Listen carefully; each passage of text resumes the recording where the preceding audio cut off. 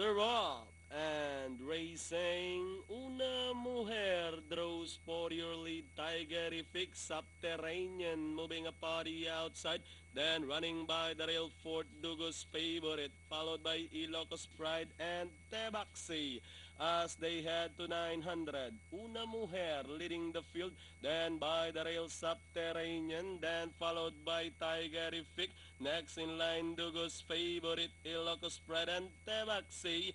As they round to the last 600 with Una Mujer still leading the field.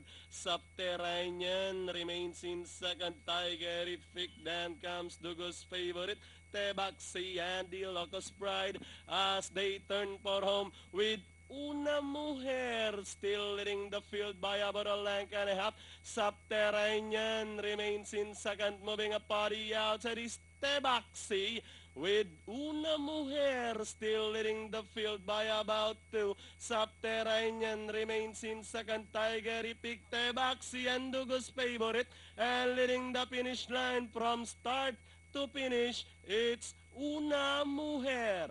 Tebaxi, Dugos Favorite, Subterranean, Tigerific, and Ilocos Pride. 6, 5, 1, and 3.